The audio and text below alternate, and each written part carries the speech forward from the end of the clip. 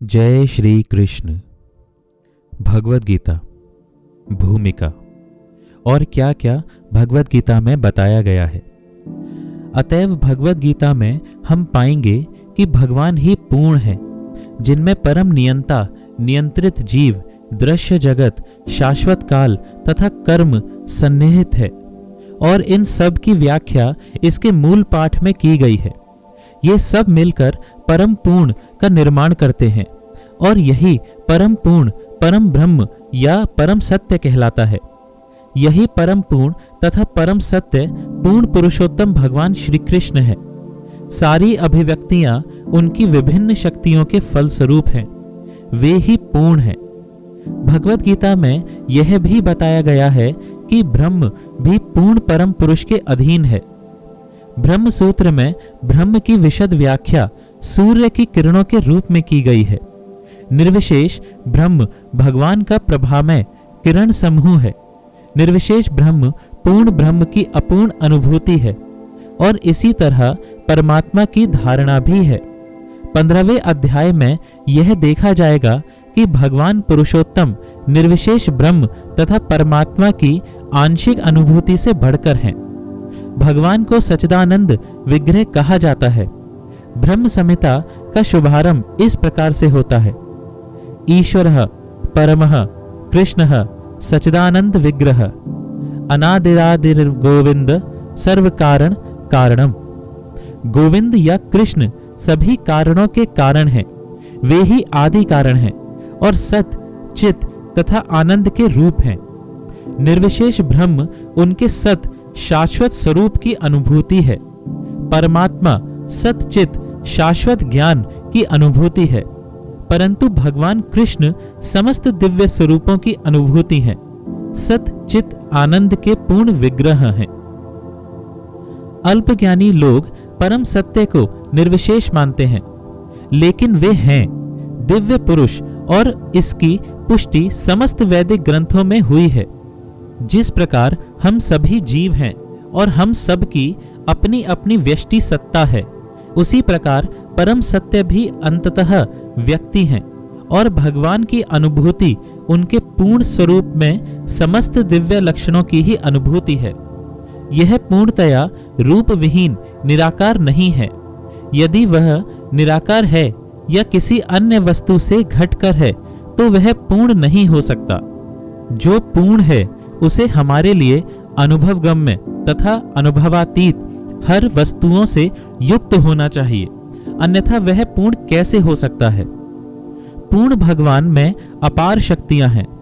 कृष्ण जिस प्रकार अपनी विभिन्न शक्तियों द्वारा कार्यशील हैं, इसकी भी व्याख्या भगवद गीता में हुई है। यह दृश्य जगत या जिस जगत में हम रह रहे हैं, यह भी स्वयं में पूर्ण है, क्योंकि जिन 24 तत्वों से यह नश्वर ब्रह्मांड निर्मित है, वे सांख्य दर्शन के अनुसार इस ब्रह्मांड के पालन तथा धारण के लिए अपेक्षित संसाधनों से पूर्णतया समन्वित हैं। इसमें ना तो कोई विजातीय तत्व है, ना ही किसी भी वस्तु की आवश्यकता है। इस सृष्टि का अपना निजी नियत काल है, जिसका निर्धारण परमेश्वर की शक्ति द्वारा हुआ है, और जब यह काल पूर्ण हो जाता है तो उसे पूर्ण व्यवस्था से इस क्षणभंगुर सृष्टि का विनाश हो जाता है। सभी प्रकार की अपूर्णताओं का अनुभव पूर्ण विषय ज्ञान की अपूर्णता के कारण है। इस प्रकार भगवद गीता में वैदिक विद्या का पूर्ण ज्ञान पाया जाता है। सारा वैदिक ज्ञान अमोघ, अच्युत है और सारे हिंदू इस ज्ञान को पूर्ण तथा अमोघ मानते हैं। उदाहरणार्थ गोबर पशुमल है और स्मृति तथा वैदिक आदेश के अनुसार यदि कोई पशुमल का स्पर्श करता है तो उसे शुद्ध होने के लिए स्नान करना पड़ता है, लेकिन वैदिक शास्त्रों में गोबर को पवित्र करने वाला माना गया है। इसे विरोधाभास कहा जा सकता है, लेकिन यह मान्य है क्योंकि यह वैदिक आदेश है और इसमें संदेह नहीं कि इसे स्वीकार करने पर किसी प्रकार की त्रुटि नहीं होगी। अब तो आधुनिक विज्ञान द्वारा यह सिद्ध किया जा चुका है कि गाय के गोबर में समस्त जीवाणुनाशक गुण पाए जाते हैं। अतः वैदिक ज्ञान पूर्ण है, क्योंकि यह समस्त संशयों एवं त्रुटियों से परे है और भगवद गीता समस्त वैदिक ज्ञान का सार है। वैदिक ज्ञान शोध का विषय नहीं है। हमारा शोध कार्य अपूर्ण है, क्योंकि हम अपूर्ण इंद्रियों के द्वारा शोध करते हैं।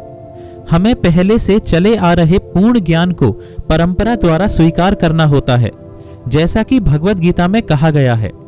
हमें ज्ञान को उपयुक्त स्रोत से, परंपरा से ग्रहण करना होता है, जो परम साक्षात भगवान से प्रारंभ होती है, और शिष्य गुरुओं की यह परंपरा आगे बढ़ती जाती है।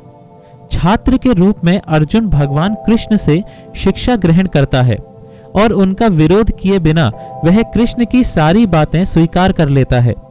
किसी को भगवद गीता के एक अंश को स्वीकार करने और दूसरे अंश को अस्वीकार करने की अनुमति नहीं दी जाती।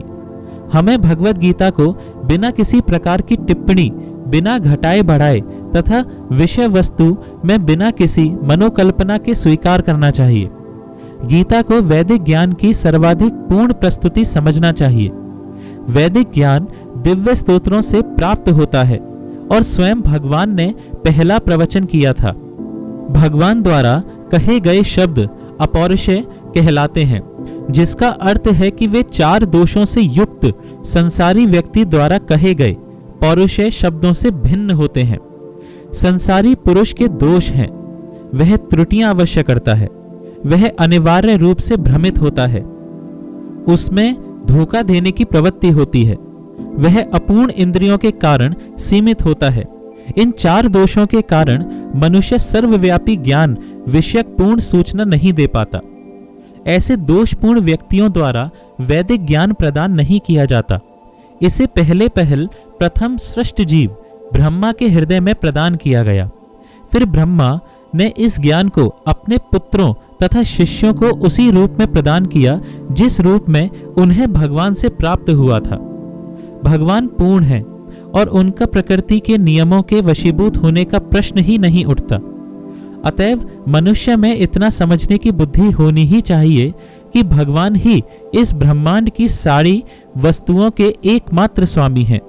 वे ही आदि सृष्टा तथा ब्रह्मा के भी सृजन करता है। 11वें अध्याय में भगवान को प्रपितामह के रूप में संबोधित किया गया है, क्योंकि ब्रह्मा को पितामह कहकर संबोधित किया गया है, और वे तो इन पितामह से भी सृष्टा हैं। अतएव किसी को अपने आप को किसी भी वस्तु का स्वामी नहीं मानना चाहिए। उसे केवल उन्हीं वस्तुओं को अपना मानना चाहिए जो उसके पोषण के लिए भगवान ने अलग कर दी हैं। भगवान द्वारा हमारे सदुपयोग के लिए रखी गई वस्तुओं को किस काम में लाया जाए, इसके अनेक उदाहरण हैं। इसकी भी व्याख्या भगवद गीता में हुई है। प्रारंभ में अर्जुन ने निश्चय किया था कि वह कुरुक्षेत्र के युद्ध में नहीं लड़ेगा। यह उसका निर्णय था। अर्जुन ने भगवान से कहा कि वह अपने ही संबंधियों को मारकर राज्य का भोग नहीं करना चाहता। यह निर्णय शरीर पर आधारित था, क्योंकि वह अपने आप को शरीर मान रहा था और अपने भाइयों, भतीजों, सालों, पितामहों आदि को अपने शारीरिक संबंध या विस्तार के रूप में ले रहा था। अतः वह अपनी शारीरिक आवश्यकताओं को तुष्ट करना चाह रहा था। भगवान ने भगवद गीता का प्रवचन इस दृष्टिकोण को बदलने के लिए ही किया, और अंत में अर्जुन भगवान के आदेशानुसार युद्ध को करने के लिए कहता है। इस संसार में मनुष्य बिल्लियों तथा कुत्तों के समान लड़ने के लिए नहीं है। मनुष्यों को मनुष्य जीवन की महत्ता समझकर सामान्य पशुओं की भांति आचरण करना बंद कर देना चाहिए। मनुष्य को अपने जीवन के उद्देश्य को समझना चाहिए, और इसका निर्देश वैदिक ग्रंथों में दिया गया है, जिसका सार भगवद गीता में मिलता है। वैदिक ग्रंथ मनुष्यों के लिए हैं, पशुओं के लिए नहीं।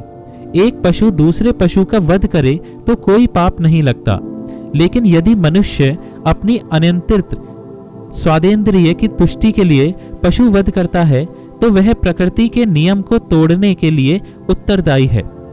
भगवद गीता में स्पष्ट रूप से प्रकृति के गुणों के अनुसार 3 प्रकार के कर्मों का उल्लेख है: सात्विक कर्म, राजसिक कर्म तथा तामसिक कर्म।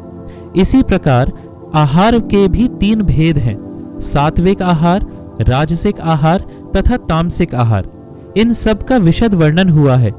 और यदि हम भगवत गीता के उपदेशों का ठीक से उपयोग करें तो हमारा संपूर्ण जीवन शुद्ध हो जाए और अंततः हम अपने गंतव्य को प्राप्त हो सकते हैं, जो इस भौतिक से परे है। यह गंतव्य सनातन आकाश या नित्य चिन्मय आकाश कहलाता है। इस संसार में हम पाते हैं कि प्रत्येक पदार्थ क्षणिक है। यह उत्पन्न होता है, कुछ काल तक रहता है, कुछ गौण वस्तुएं उत्पन्न करता है, क्षीण होता है और अंत में लुप्त हो जाता है। भौतिक संसार का यही नियम है। चाहे हम इस शरीर का दृष्टांत लें या फल का या किसी वस्तु का, किंतु इस क्षणिक संसार से परे एक अन्य संसार है जिसके विषय में हमें जानकारी है। उस संसार में अन्य प्रकृति है जो सनातन है। जीव भी सनातन है और 11वें अध्याय में भगवान को भी सनातन बताया गया है। हमारा भगवान के साथ घनिष्ठ संबंध है और चूंकि हम सभी गुणात्मक रूप से एक हैं, सनातन धाम, सनातन ब्रह्म तथा सनातन जीव, अतएव गीता का सारा अभिप्राय हमारे सनातन धर्म को जागृत करना है, जो कि जीव की शाश्वत वृत्ति है। हम अस्थायी रूप से विभिन्न कर्मों में लगे रहते हैं, किंतु यदि हम इन क्षणिक कर्मों को त्याग कर परमेश्वर द्वारा प्रस्तावित कर्मों को ग्रहण कर लें तो हमारे ये सारे कर्म शुद्ध हो जाएं। यही शुद्ध जीवन कहलाता है। परमेश्वर तथा उनका दिव्य धाम ये दोनों ही सनातन है और जीव भी सनातन है। सनातन धर्म में परमेश्वर तथा जीव की संयुक्त संगति ही मानव जीवन की सार्थकता है। भगवान जीवों पर अत्यंत दयालु रहते हैं क्योंकि वे उनके आत्मज हैं। भगवान कृष्ण ने भगवत गीता में घोषित किया है, मैं सबका पिता हूं। निसंदेह अपने अपने कर्मों के अनुसार नाना प्रकार के जीव हैं, लेकिन यहाँ पर कृष्ण कहते हैं कि वे उन सबके पिता हैं। अतएव भगवान उन समस्त पतित बद्ध जीवों का उद्धार करने तथा उन्हें सनातन धाम वापस बुलाने के लिए अवतरित होते हैं, या फिर अपने विश्वस्त सेवकों को अपने पुत्रों, पार्षदों या आचार्यों के रूप में इन बद्ध जीवों का उद्धार करने के लिए भेजते हैं। अतएव सनातन धर्म किसी सांप्रदायिक धर्म पद्धति का सूचक नहीं है। यह तो नित्य परमेश्वर के साथ नित्य जीवों के नित्य कर्म धर्म का सूचक है। जैसा कि पहले कहा जा चुका है, यह जीव के नित्य धर्म वृत्ति को बताता है। श्रीपाद रामानुजाचार्य ने सनातन शब्द की व्याख्या इस प्रकार की है, वह जिसका न आदि है और न अंत। अतएव जब हम सनातन धर्म के विषय में बातें करते हैं तो हमें श्रीपाद रामानुजाचार्य के प्रमाण के आधार पर यह मान लेना चाहिए कि इसका न आदि है न अंत। अंग्रेजी का रिलीजन शब्द सनातन धर्म से थोड़ा भिन्न है। रिलीजन से विश्वास का भाव सूचित होता है और विश्वास परिवर्तित हो सकता है। किसी को एक विशेष विधि में विश्वास हो सकता है और वह इस विश्वास को बदलकर दूसरा ग्रहण कर सकता है, लेकिन सनातन धर्म उस कर्म का सूचक है जो बदला नहीं जा सकता। उदाहरणार्थ, ना तो जल से उसकी तरलता विलक की जा सकती है, न अग्नि से उसकी ऊष्मा विलक की जा सकती है। इसी प्रकार जीव से उसके नित्य कर्म को विलक नहीं किया जा सकता। सनातन धर्म जीव का शाश्वत अंग है। अतएव जब हम सनातन धर्म के विषय में बात करते हैं तो हमें श्रीपाद रामानुजाचार्य के प्रमाण को मानना चाहिए कि उसका ना तो आदि है न अंत। जिसका आदि अंत ना हो वह सांप्रदायिक नहीं हो सकता, क्योंकि उसे किसी सीमा में नहीं बांधा जा सकता।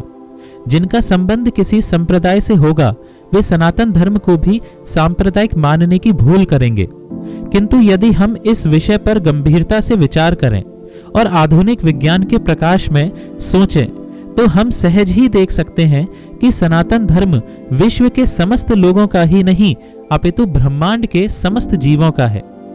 भले ही असनातन धार्मिक विश्वास का मानव इतिहास के पृष्ठों में कोई आदि हो, लेकिन सनातन धर्म के इतिहास का कोई आदि नहीं होता, क्योंकि यह जीवों के साथ शाश्वत चलता रहता है। जहां तक जीवों का संबंध है, प्रामाणिक शास्त्रों का कथन है कि जीव का ना तो जन्म होता है न मृत्यु।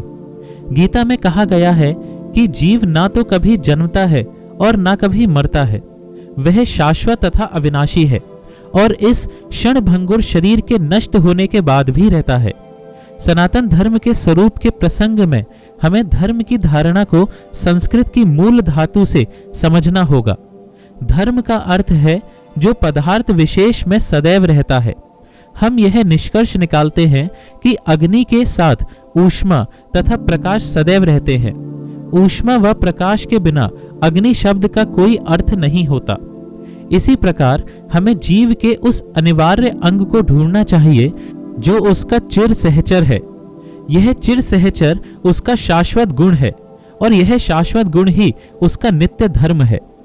जब सनातन गोस्वामी ने श्री चैतन्य महाप्रभु से प्रत्येक जीव के स्वरूप के विषय में जिज्ञासा की तो भगवान ने उत्तर दिया कि जीव का स्वरूप या स्वाभाविक स्थिति भगवान की सेवा करना है।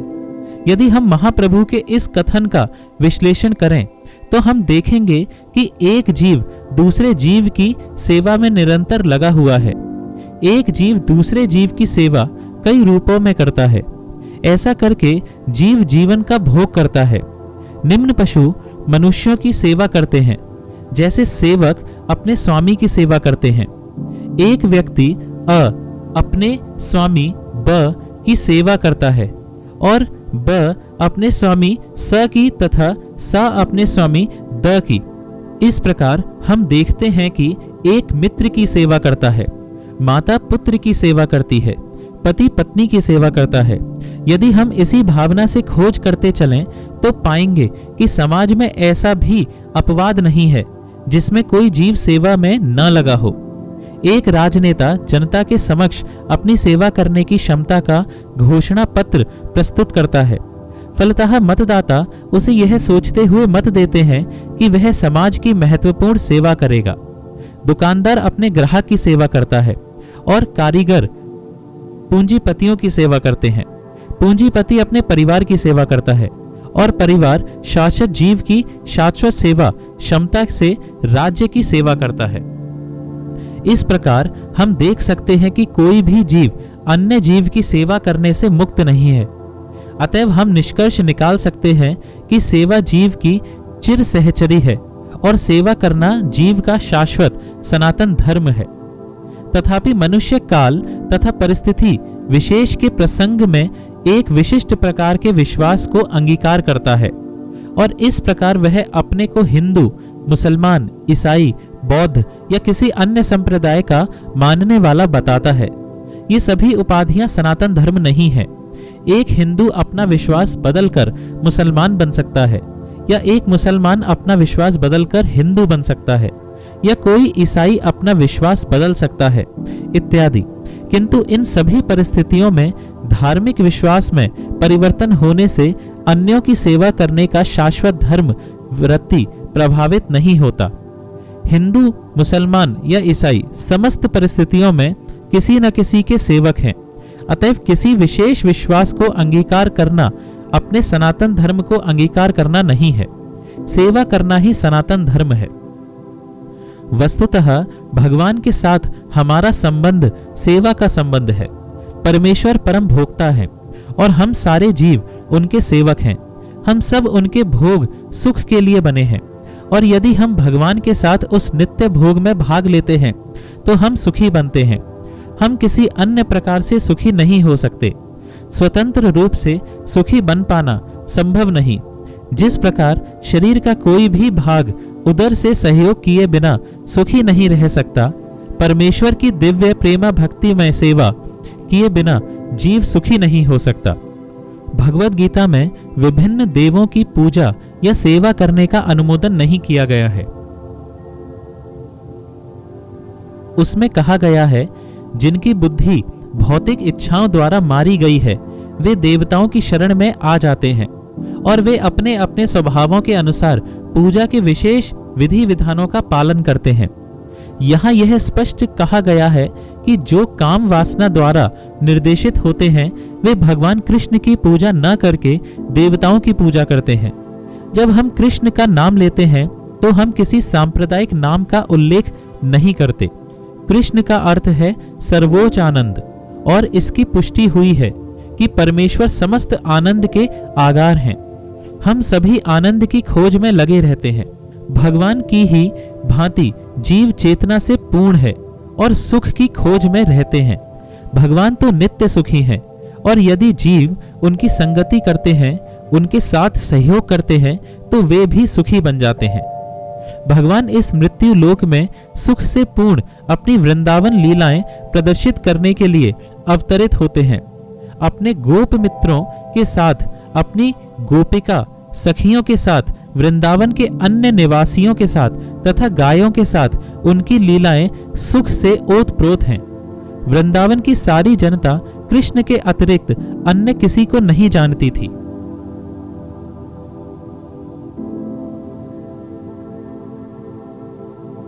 परंतु भगवान कृष्ण ऐसे थे कि उन्होंने अपने पिता नंद महाराज को भी इंद्रदेव की पूजा करने से निरुत्साहित किया, क्योंकि वे इस तथ्य को प्रतिष्ठित करना चाहते थे कि लोगों को किसी भी देवता की पूजा करने की आवश्यकता नहीं है। उन्हें एकमात्र परमेश्वर की पूजा करनी चाहिए, क्योंकि उनका चरम लक्ष्य भगवत धाम को वापस जाना है। जय श्री कृष्ण।